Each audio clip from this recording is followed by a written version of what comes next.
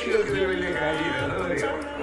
കോൺഗ്രസിന്റെ ലീഡർ ആരാണെന്നുള്ളത് അല്ല അസാ, നിങ്ങൾക്ക് ആകെ 63 സീറ്റുള്ള അസാ, എനിക്കറിയില്ലേ പഴയ കാലത്തിലെ കോൺഗ്രസ് അല്ലേ? ആ കോൺഗ്രസ് അല്ല ഇന്ന്.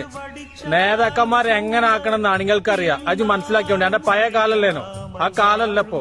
അന്ന് നിങ്ങൾ ഏതെങ്കിലും ഒക്കെ പേപ്പർ നോക്കിയിട്ട് തന്നെ ഓരോ കാര്യങ്ങൾ അറിയല്. ഇപ്പൊ അപ്പപ്പോ ജനങ്ങളെടുത്തെത്തു. അത് മനസ്സിലാക്കിയോ?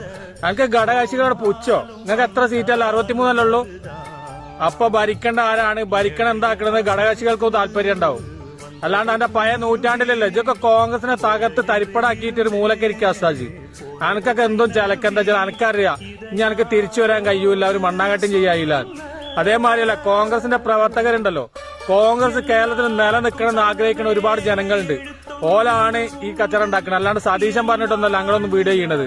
അങ്ങനെ ഒരു കാഴ്ചപ്പാട് നിങ്ങൾക്ക് ഉണ്ടെങ്കിൽ ആ തെറ്റാണ്. ഉളുപ്പമാനമാണ് അസാൻക്കൊക്കെ.